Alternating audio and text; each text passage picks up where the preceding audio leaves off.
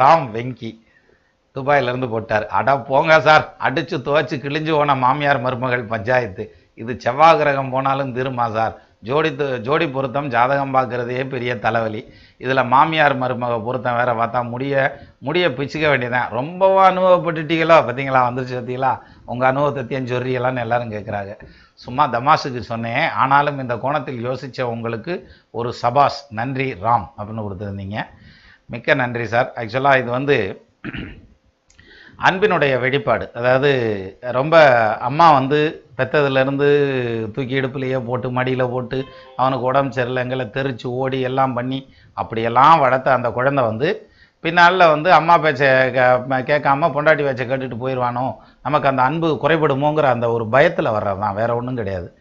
ஆனால் அந்த பொண்ணை என்ன நினைப்பா, எல்லாத்தையும் விட்டுட்டு வந்திருக்கேன். அப்பனை விட்டு அம்மாவை விட்டு நான் வளர்த்த, அதை என்ன சொல்லுவாங்க, செடியை விட்டு மரத்தை விட்டு பூனையை விட்டு நாயை விட்டு அத்தனையும் விட்டுட்டு வந்திருக்கேனாப்பா, உன்னைய நம்பி தாண்டா வந்தேன், அப்போ நீ தானே முதல்ல ஆதரவு கொடுக்கணும் அப்படின்ற மாதிரியான அமைப்பில் அந்த பக்கம் அவங்க நிற்பாங்க. இது அன்பின் வெளிப்பாடு தான். அதனால் அதாவது அளவுக்கு மிஞ்சினால் அமிர்தமும் நஞ்சுன்றாங்கல்ல, அது மாதிரி ரெண்டு பேரும் கொடுக்குற பாசத்தில் தான் திக்கு முக்காடி திணறி போகிறதுங்கிற மாதிரியான பாயிண்ட். அதனால் இது தீராது சார், தொடர்ந்து இருந்துக்கிட்டே தான் இருக்கும். பொருத்தம் பார்த்து கல்யாணம் பண்ணுறதே பொண்ணாமைய மாட்டேதுன்றாங்க. இந்த மாமியார் ஒருத்தம்லாம் பார்த்துக்கிருந்தா அப்படித்தான், அதுவும் கரெக்டு தான்.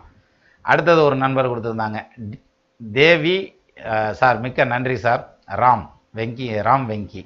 அடுத்தது வந்து தேவி எம்எம், அதில் கொடுத்துருந்தீங்க, sir my date of birth 22 September 1976 at 2:40 AM in Chennai.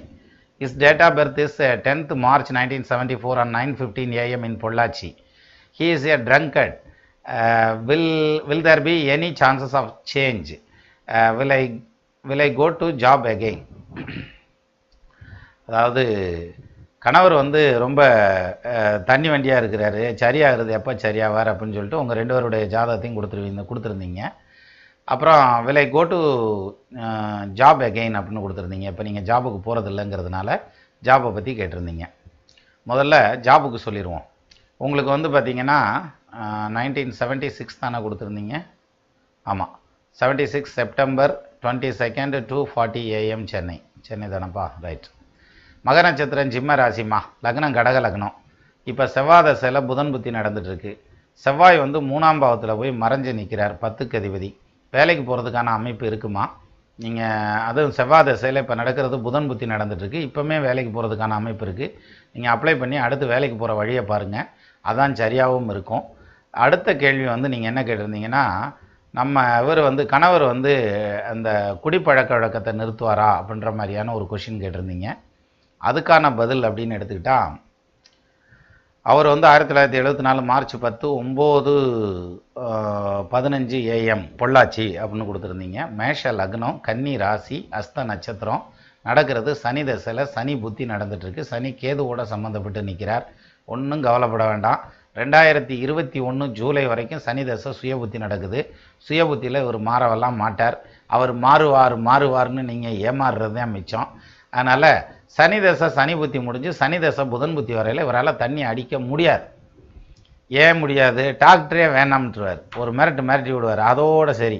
அதுக்கப்புறம் தண்ணி அடிக்க மாட்டார், வெந்நி அடிக்க மாட்டார். ஸோ நீங்கள் கவலைப்பட வேண்டாம் அதை பற்றி. அப்போ 2021 ஜூலை வரைக்கும் மனுஷன் கொண்டாடுவார் அப்படின்ற மாதிரியான அமைப்பு தான் இருக்குது. அதான் அந்த கணவன் மனைவி ரெண்டு பேரும் போயிட்டு இருந்தாங்களாம்.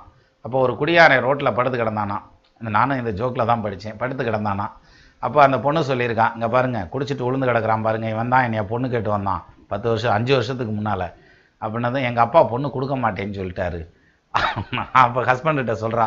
அந்த ஹஸ்பண்ட் தான் சொன்னார், அடப்பாவி, பொண்ணு இல்லைன்னு சொன்ன சந்தோஷத்தை இன்னமா கொண்டாடிக்கிட்டு இருக்கேன் 5 வருஷமா அப்படின்னு சொல்லி சொன்னாங்களாம். அது மாதிரி இந்த சந்தோஷமாக இருந்துட்டு போகிறாரு. 2021 சொன்னேன் இல்லையா, 21 ஜூலை வரைக்கும் சந்தோஷமாக இருந்துட்டு போகிறாரு. அதுக்கப்புறம் வந்து கம்பல்சரியாக அவர் குடியை நிறுத்தியே ஆகணுங்கிற மாதிரியான ஒரு இடத்துக்கு போயிடுவார். அப்போ நின்று போயிடும். ஓகேவாம்மா, மிக்க நன்றி தேவி எம்எம். அடுத்தது வந்து விஜய்குமார் அப்படின்னு சொல்லி ஒரு நண்பர் கொடுத்துருந்தாங்க. 100% true sir, practically I am experiencing in good manor. அருமையான வார்த்தையா, 100% நானும் இதை அனுபவிச்சு பார்த்துருக்கேன் அப்படின்னு சொல்லியிருந்தீங்க. மிக்க நன்றி விஜயகுமார். அடுத்து தானேஸ்வரி சிவா அப்படின்னு சொல்லி ஒரு நண்பர் கொடுத்துருந்தாங்க.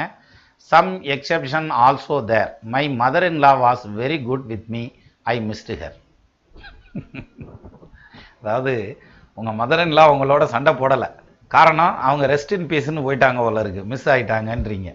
ஸோ அந்த வகையில் கூட இருந்திருந்தா தானே அது சம்மந்தமான பிரச்சனை. இல்லை நாங்கள் இருந்த வரைக்கும் சந்தோஷமாக தான் இருப்போம், இருந்தோம் அப்படின்னா அது கரெக்டு தான். Exemption is not a rule அப்படிம்பாங்கல்ல, அதனால அது கரெக்டு தான்.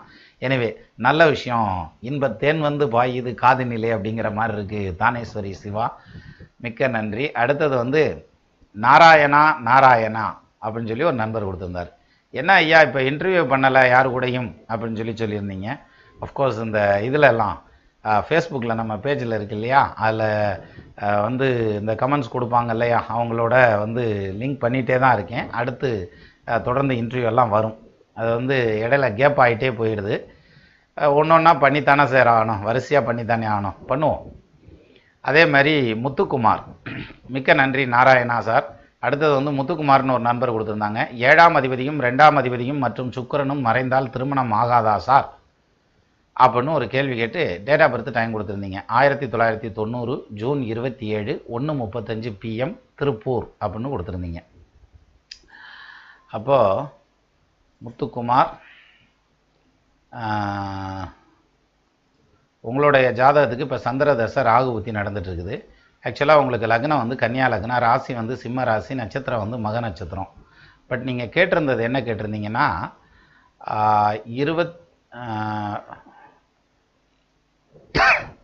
7ஆம் அதிபதியும் 2ஆம் அதிபதியும் மற்றும் சுக்கிரனும் மறைந்தால், உங்களுக்கு 7ஆம் அதிபதி யார்? குரு, அவர் 10ல் கேந்திர பலம் பெற்று நிற்கிறார். 2ஆம் அதிபதி யார்? சுக்கிரன், அவர் வந்து ஆட்சி பெற்று திரிகோணத்தில் உட்காந்துருக்கார்.